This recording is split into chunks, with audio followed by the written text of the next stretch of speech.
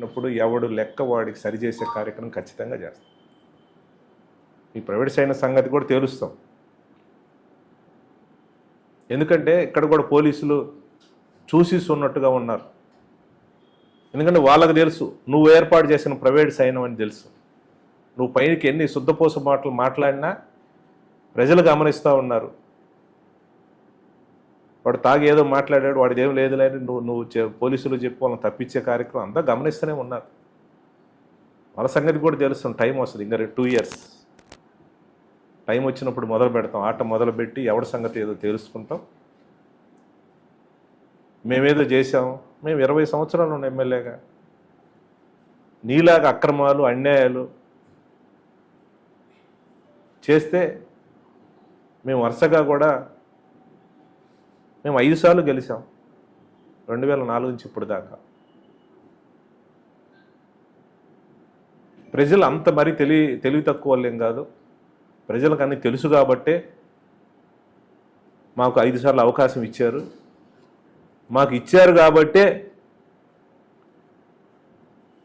వాళ్ళ నమ్మకాన్ని వమ్ము చేయకుండా మాకు చేతనైనంత వరకు అప్పుడున్న రాజశేఖర రెడ్డి గారి ద్వారా కానివ్వండి, తర్వాత జగన్మోహన్ రెడ్డి గారి ద్వారా కానీ కావలసిన నిధులు తీసుకొచ్చాం. ఈ నియోజకవర్గాన్ని డెవలప్ చేశాం. ఈరోజు నాగార్జున సాగర్ నుంచి ఎర్రగొండపాలెం దాకా నేషనల్ హైవే రోడ్డు వచ్చిందనంటే ఖచ్చితంగా అది మేము తెచ్చాం.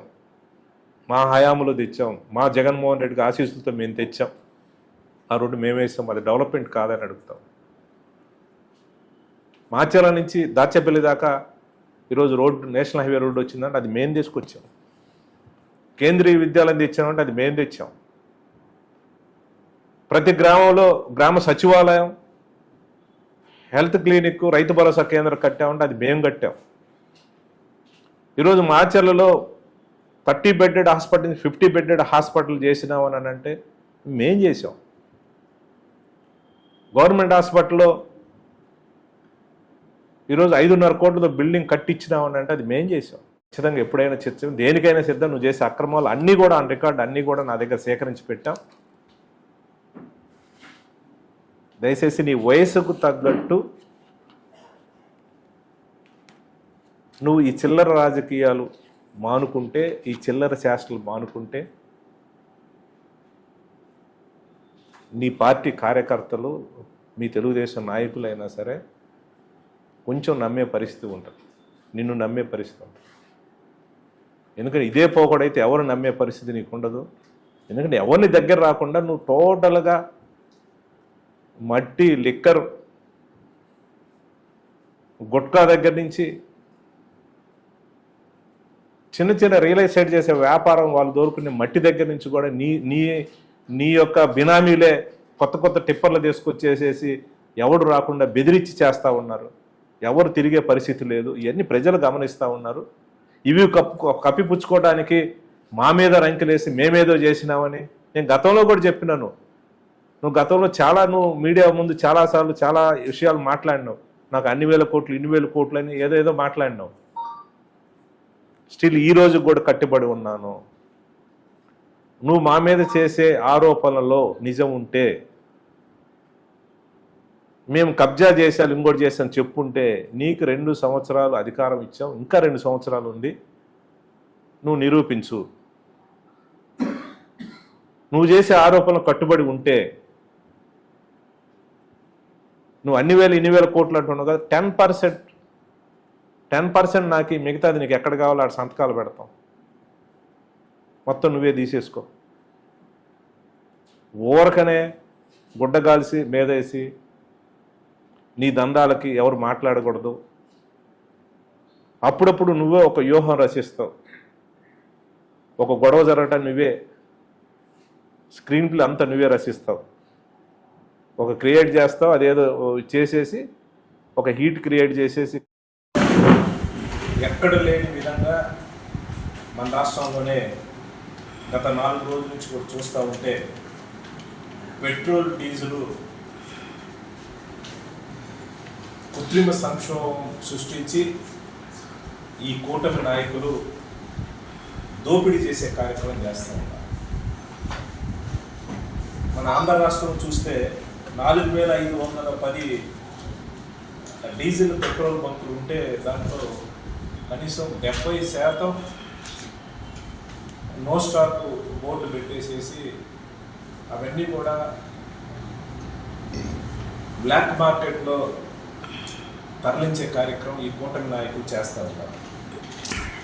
ఎందుకంటే ఎక్కడా కూడా పొరుగునే ఉండే తెలంగాణ కానీ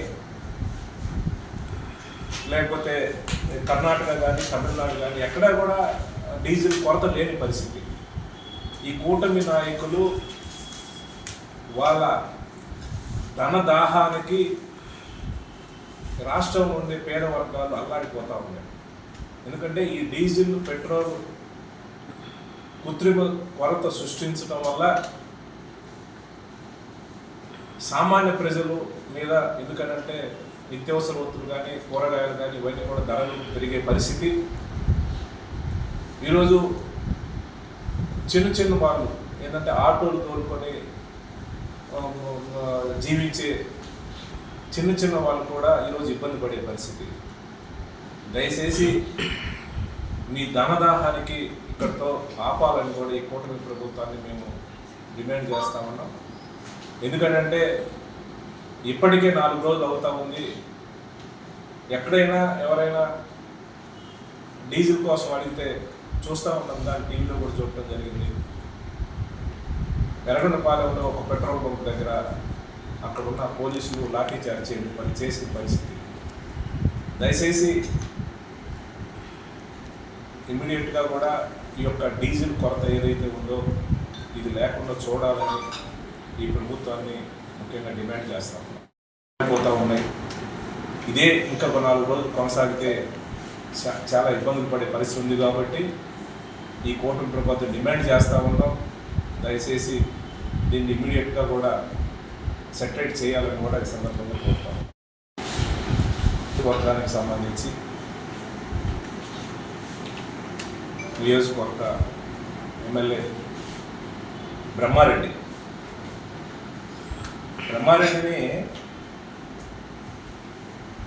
ప్రజలు పాలించమని అధికారాన్ని అభివృద్ధి చేయమని అధికారాన్ని ఇస్తే ఈరోజు ఆయన 2 సంవత్సరాలు అవుతా ఉంది.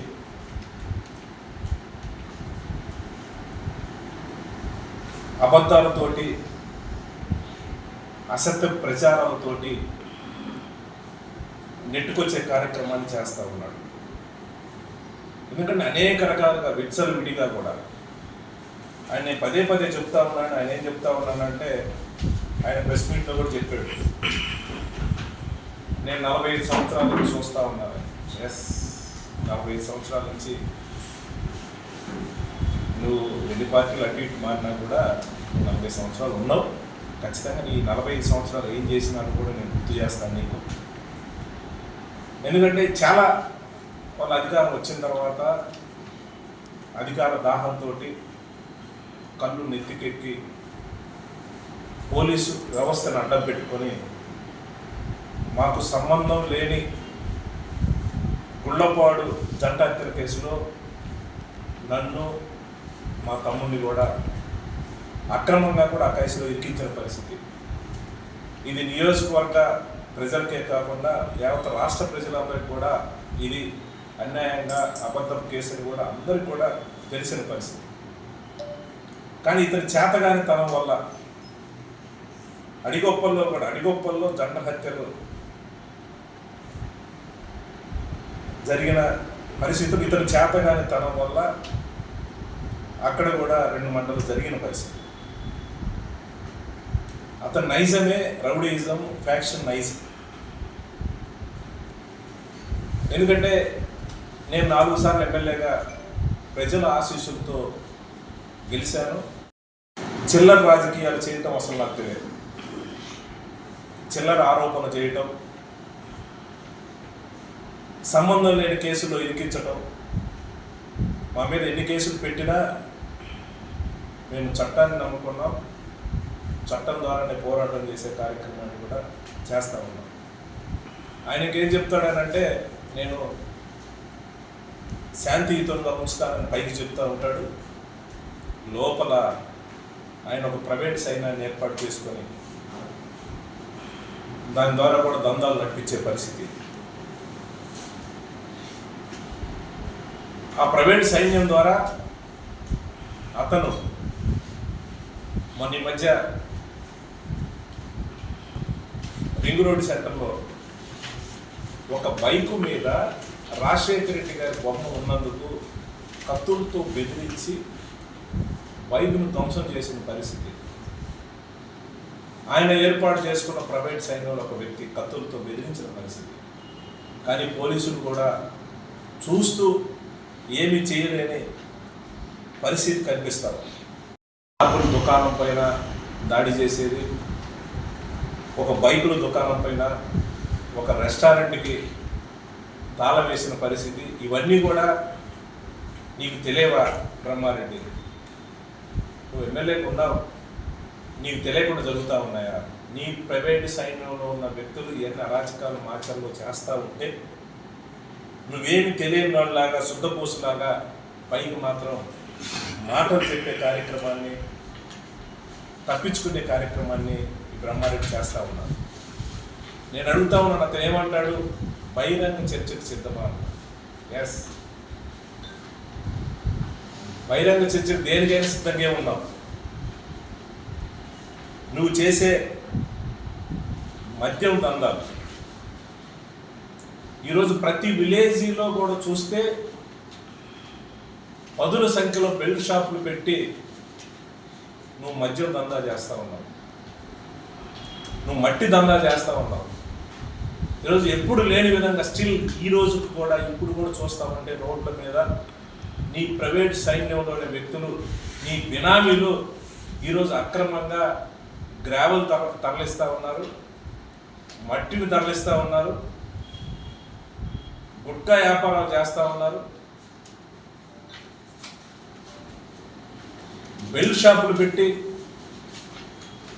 ఈరోజు అక్రమంగా పిల్లలకి తాపించే కార్యక్రమం చేస్తా ఉన్నారు. నీ అక్రమ దందాలు ఈరోజు చిన్నపిల్లలు కూడా 20-25 సంవత్సరాల పిల్లలు కూడా ఈరోజు మద్యానికి బానిసై ఈరోజు సాయంత్రం 7:30-8 అయితే ఎవరైనా బయటికి పోవాలనంటే ఊరు బయట అన్ని రోడ్ల చుట్టూ కూడా మద్యం బాటిల్స్ తోటి తాగే పరిస్థితి, విచ్చలవిడిగా కూడా గంజాయి తాగే పరిస్థితి కనిపిస్తాను. నువ్వు ఇవన్నీ ఏమి తెలియనట్టుగా నువ్వు నటిస్తా ఉన్నావు. ఏమన్నా అంటే ఎవరినైనా సరే ఈ యొక్క ప్రైవేట్ సైన్యంతో బెదిరించే పరిస్థితి, వాళ్ళని దాడి చేసే పరిస్థితి, కొట్టే పరిస్థితి చేస్తా ఉన్నావు. ఇవే కాదు, ఈ గత 2 సంవత్సరాలు నువ్వు చేసింది ఏమి లేదు. గతంలో మేము అధికారంలో ఉన్నప్పుడు మేము తెచ్చిన శాంక్షన్స్ ఏవైతే ఉన్నాయో డెవలప్మెంట్ కార్యక్రమం, డెవలప్ చేసిన కార్యక్రమాలు అప్పుడు మేము శాంక్షన్ చేసిన ఇప్పుడు తీసుకొచ్చేసి కొన్ని రోడ్లు నువ్వు వేసి నువ్వు చేసినట్టుగా, నేను చేసినట్టుగా చెప్పే కార్యక్రమాన్ని నువ్వు చెప్పే కార్యక్రమం చేస్తావు. ఇంకోటి ఏం చెప్తా ఉన్నావు? మగతనము, దమ్ము గురించి మాట్లాడుతూ ఉన్నావు. నీకు చాలా దూరం, నీకు చేత కాదు మగతనం. ఎందుకంటే నువ్వు 2009లో నువ్వు ఓడిపోయిన తర్వాత 15 సంవత్సరాలు ఈ నియోజకవర్గాన్ని వదిలి ఎక్కడో దాచుకున్నావు, ఎక్కడో కాన్స్టిట్యున్సీని వదిలిపెట్టిపోయినావు. నువ్వు మగతనం గురించి, దమ్ము గురించి మాట్లాడతావు. నిన్న పసర్లపాడులో ఎవరు పిల్లలు మద్యం తాగి, తిరణాలని మద్యం తాగి వాళ్ళు ఏదో చిన్న తగాద పెట్టుకొని ఆ సీసాలు ఏదో ఇసురుకుంటే నువ్వు నా కాన్వాయ్ మీద పడ్డది, నా బండి మీద పడ్డదని అబద్ధాలు ప్రచారం చేసి నువ్వు ఆ సంఘటనని మా పార్టీకి మాకు రుద్దాలని ప్రయత్నం చేస్తూ ఉన్నావు. ఇలాంటి చిల్లరి రాజకీయం మానుకో బ్రహ్మారెడ్డి. ఆ పిల్లలు తాగడానికి కూడా ఒక రకంగా మీరే కారణం. ఎందుకంటే విడిగా మీరు మద్యం షాపులు, బెల్ట్ షాపులు పెట్టి అమ్మించేసి చిన్నపిల్లలకి మద్యం తాగించే అలవాటు మీరే చేశారు. అలాంటి చిన్న ఆ సంఘటనని అసలు వాళ్ళు ఎవరో తెలియదు, మా పార్టీకి సంబంధం లేదు, అతను ఎవరో నేను కూడా వీడియోలో చూశాను, అతను హాస్పిటల్ నుంచి కూడా స్టేట్మెంట్ ఇచ్చాడు. అది మా వైసీపీ పార్టీ కార్యకర్తలు ఏదో మాకు తెలుసు అన్నట్టుగా ఈ చిల్లర రాజకీయం కరెక్ట్ కాదు, ఈ చిల్లర రాజకీయం మానుకుంటే మంచిదని కూడా ఈ సందర్భంగా బ్రహ్మారెడ్డిని నేను సూచిస్తా ఉన్నాను. నువ్వు ఛాలెంజ్ చేయటం చూడటానికి చాలా హాస్యాస్పదంగా ఉంది. ఎందుకంటే నువ్వు లేవు ఈరోజు అయితే కార్యకర్తల గురించి కూడా, తెలుగుదేశం కార్యకర్తల గురించి కూడా నువ్వు ఏదేదో మాట్లాడుతూ ఉన్నావు. ఎందుకనంటే 15 సంవత్సరాలు నువ్వు వదిలిపెట్టిపోయావు. ఇంకా నేను లోతుగా మాట్లాడితే చాలా విషయాలు ఉన్నాయి. నువ్వు చాలా టైం ఉంది, నేను మాట్లాడతాను. నువ్వు రెచ్చగొట్టే కొంది నువ్వు చాలా విషయాలు కూడా, ముఖ్యంగా మీ తెలుగుదేశం నాయకులకి కార్యకర్తలకు తెలియని విషయాలు కూడా చాలా చెప్పాల్సిన పరిస్థితి. నువ్వు రెచ్చగొట్టే కొంది, నువ్వు అబద్ధాలు ప్రచారం చేసే కొంది, ఉన్నాయి లేని మా వైసీపీ కార్యకర్తల మీద మా మీద అక్రమ కేసులు పెట్టి నువ్వు వేధించే కొద్ది కూడా నీ విషయాలు చాలా వస్తాయి, చాలా చాలా బయటకు వస్తాయి. ఆధారాలతో సహా కూడా బయట పెట్టే పరిస్థితి చాలా రోజులు ఉంది. 2 సంవత్సరాలు అయితే, ఎందుకంటే నీ పరిస్థితి నువ్వు ఎలక్షన్స్ ముందు 2004 ఎలక్షన్స్ ముందు నువ్వు గుంటూరులో స్కూటర్ మీద తిరిగే వ్యక్తివి, అడవుల్లో ఆకులు తెచ్చుకొని ఒక కార్ఖానా పెట్టుకొని ఒక రూమ్లో కార్ఖానా నడుపుకునే వ్యక్తివి. ఈరోజు ఎలక్షన్ 2 సంవత్సరాలలో నువ్వు లగ్జరీ కార్లో తిరుగుతున్నావు. ఇవన్నీ కూడా ప్రజలు గమనిస్తున్నారు. నువ్వు గుంటూరులో ఎన్నో ఆస్తులు కూడా పెట్టావు, ఈ 2 సంవత్సరాలలోనే హైదరాబాద్లో ఎన్నో ఆస్తులు కూడా పెట్టావు. నువ్వు ఏ రకంగా మాచర్లలో నీ చిల్లరి సైన్యాన్ని అడ్డం పెట్టి ఇక్కడ ఒక రకమైన హిట్ క్రియేట్ చేసి ఆ ముసుగులో ఎవరు టీడీపీ కార్యకర్తలకి నాయకులకి ఎవరికి సహాయం చేయకుండా వాళ్ళ నోళ్ళు కొట్టి నువ్వు ఏ రకమైన మట్టిలో స్టిల్ ఈరోజు కూడా మట్టి దందా చేస్తున్నావో, గ్రావెల్ దందా చేస్తున్నావో, బెల్ట్ షాపులను అడ్డం పెట్టి లిక్కర్ దందా చేస్తున్నావో, రియల్ ఎస్టేట్ అడ్డం పెట్టుకొని ఏ రకంగా బెదిరించి డబ్బులు తీసుకున్న చిట్టా మొత్తం ఉంది. నువ్వు డెవలప్ అని అది చెప్తా ఉన్నావు. ఖచ్చితంగా డెవలప్ గురించి కూడా మాట్లాడదాం. మేము ఎన్ని నిధులు తీసుకొచ్చాము, డెవలప్ గురించి మాట్లాడదాం. నువ్వు చేసే అరాజకాలు, నేను 45 సంవత్సరాలు నేను రాజకీయంలో ఉన్నానని నువ్వు చెప్తా ఉన్నావు. ఎస్, నువ్వు 45 సంవత్సరాలు ఆ రాజకీయంలో ఉంటే, నువ్వు అధికారంలో ఉన్నప్పుడు 2014లో టీడీపీ అధికారంలోకి వచ్చిన తర్వాత సెప్టెంబర్ 16న వెంకటరామయ్య అనే వ్యక్తిని, గుడిపాటి వెంకటరామయ్య వ్యక్తిని మీ తెలుగుదేశం వాళ్ళు హత్య చేసిన మాట వాస్తవం కాదని అడుగుతావు. అలాగే బండి ఏగయ్యపై కొల్లాపల్లి రావలాపురంలో హత్యా ప్రయత్నం చేసిన మాట వాస్తవం కాదని అడుగుతావు. సెప్టెంబర్ 2014 సెప్టెంబర్ 11న గోవిందరెడ్డి చినకార్లపాడులో హత్య చేసింది మీ తెలుగుదేశం అధికారం ఉన్నప్పుడు కాదని అడుగుతారు. అవి కాకుండా నవంబర్ 20, 2014న మీ తెలుగుదేశం అధికారంలో ఉన్నప్పుడు రామడుగు వెంకటేశ్వర్లు మా సర్పంచ్, నరవాలపాడు సర్పంచ్ని అతి కిరాతకంగా మీరు చంపింది వాస్తవం కాదని అడుగుతా ఉన్నాను. ఇవే కాదు, ఇంకా అనేక రకమైన దౌర్జన్యాలు. మీ అమ్మ ఎమ్మెల్యేగా ఉన్నప్పుడు